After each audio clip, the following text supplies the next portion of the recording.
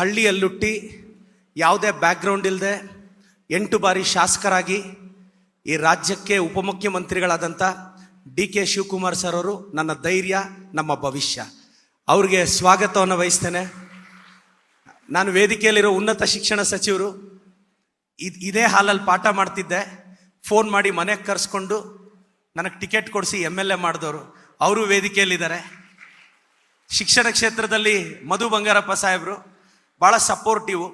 DK Shivakumar ಸರು ನಾನು ಗೆದ್ದ ಮೇಲೆ ಸಾಹೇಬ್ರು ನನಗೆ ಇದುವರೆಗೂ ಕೇಳಿದ್ದಿಷ್ಟೇ, ಸಾಹೇಬ್ರು BDO ಆಫೀಸರ್ಸ್ನೆಲ್ಲ ಕರೆಸಿ ನನ್ನನ್ನು ಕರೆಸ್ಕೊಂಡು ಪ್ರದೀಪ್ಗೆ ಒಂದು CA ಸೈಟ್ ಹುಡುಕಿ ಅವನು ಒಳ್ಳೆ ಇನ್ಸ್ಟಿಟ್ಯೂಷನ್ ಕಟ್ಟಬೇಕು, ಒಳ್ಳೆ ಇನ್ಸ್ಟಿಟ್ಯೂಷನ್ ಮಾಡ್ತಿದ್ದಾನೆ ಅಂತ ಅವರೇ 2-3 ಸಲ ಕರೆಸ್ಕೊಂಡು ನನಗೆ ಆಶೀರ್ವಾದ ಮಾಡಿ ಇವತ್ತು ಪರಿಶ್ರಮಕ್ಕೆ ಒಂದು ದಾರಿ ತೋರಿಸ್ತಾ ಇದ್ದಾರೆ ನಮ್ಮ DK ಶಿವಕುಮಾರ್ ಸಾಹೇಬರು.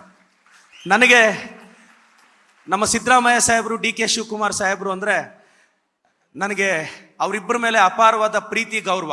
ಅವರಿಬ್ಬರು ನನಗೆ ಭವಿಷ್ಯ. ಅವರಿಬ್ಬರ ಬಗ್ಗೆ ಯಾರಾದರೂ ಮಾತಾಡಿದ್ರೆ ನನ್ನ ಕೈಯಲ್ಲಿ ಸಹಿಸ್ಕೊಳಕ್ಕಾಗಲ್ಲ. ಅದಕ್ಕೆ ಎಷ್ಟೇ ವಿಮರ್ಶೆಗಳು ಬಂದರೂ ವಾರಕ್ಕೊಂದ್ಸಲ ನಾನು ಮಾತಾಡ್ತಾನೆ ಇರ್ತೀನಿ. ಸೊ ಇವತ್ತು ಸರ್ ಪರಿಶ್ರಮ ನೀಟ್ ಅಕಾಡೆಮಿ 5 ವರ್ಷದ ಹಿಂದೆ ನಾನು ಕಟ್ಟಿದೆ ಸರ್. ಖಾಲಿ ಜೇಬಲ್ಲಿ ಬೆಂಗಳೂರಿಗೆ ಬಂದು ನೀಟ್ ಅಕಾಡೆಮಿ ಕಟ್ಟಿದೆ. ಮೊದಲನೇ ವರ್ಷ 60 ಜನದಲ್ಲಿ 48 ಜನಕ್ಕೆ ಸೀಟ್ ಆಯಿತು. ನಂತರ 130 88 ಜನಕ್ಕೆ ಸೀಟ್ ಆಯಿತು. ಮತ್ತೆ 200ಕ್ಕೂ ಹೆಚ್ಚು ಜನಕ್ಕೆ ಸೀಟ್ ಆಯಿತು. ಲಾಸ್ಟ್ ಇಯರ್ 700ಕ್ಕೂ ಹೆಚ್ಚು ಜನಕ್ಕೆ ಸೀಟ್ ಆಗಿದೆ. ಇವತ್ತು ನಾನು ಗೌರವದಿಂದ ಹೇಳ್ತೀನಿ, BMCಯಲ್ಲಿರೋ 250 ಸೀಟಲ್ಲಿ 180 ಸೀಟು ನಮ್ಮ ಪರಿಶ್ರಮದವರೇ ತಗೊಂತಾರೆ. ಕ್ಲಾಸ್ ರೂಮೇ ನಮ್ದಿರುತ್ತೆ ಅಂತ.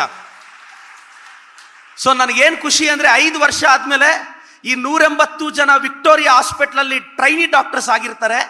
ಮೋಸ್ಟ್ಲಿ ಆ ವರ್ಷ ಬಡವ್ರಿಗೆ ಟ್ರೀಟ್ ಮಾಡೋ ಒಂದು ಎಂಟೈರ್ ಲೀಗೇಸಿ ಆಫ್ ಡಾಕ್ಟರ್ಸ್ ಈ ಅಕಾಡೆಮಿಯಿಂದ ಹೋಗಿರ್ತಾರೆ.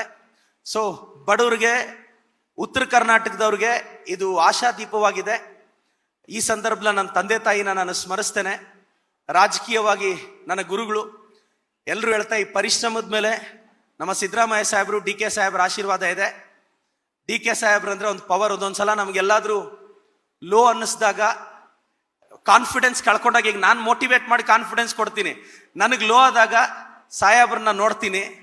ಕನಕಪುರದಿಂದ ಬಂದು ಯಾವನ್ಗೂ ಕೇರ್ ಮಾಡಿದ್ರೆ ಕರ್ನಾಟಕದ ಅಖಾಡದಲ್ಲಿ ಜಂಡ ಹಾಕಿ DCM ಚೇರಲ್ಲಿ ಕುತ್ಕೊಳ್ಳೋದು, ಅದು ಬ್ಯಾಕ್ ಗ್ರೌಂಡ್ ಇಲ್ಲದೆ ಆ ಚೇರ್ ವರ್ಗೂ ಬರೋದು ತಾಕತ್ತಿರೋ ನಾಯಕನ ಕೈಯಲ್ಲಿ ಮಾತ್ರ ಸಾಧ್ಯ ಅದು ಅಂತ ಹೇಳ್ತಾ, DK ಸಾಹೇಬ್ರ ಆಶೀರ್ವಾದ ನನ್ನ ಮೇಲೆ ಇರಲಿ ಅಂತ ಹೇಳ್ತಾ, ಇವತ್ತು ನಮ್ಮ ಟಾಪ್ 20ಗೆ ಸಾಹೇಬ್ರ ಆಶೀರ್ವಾದ ಮಾಡಬೇಕು ಅಂತ ವಿನಂತಿಸ್ತಾ, ನಂತರ ಸಾಹೇಬ್ರು ಮಾತಾಡ್ತಾರೆ.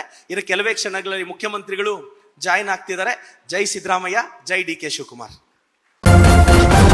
ನ್ಯೂಸ್ ಫಸ್ಟ್, ನಿರ್ಭೀತಿಯಿಂದ ನಿಮ್ಮ ಪರವಾಗಿ.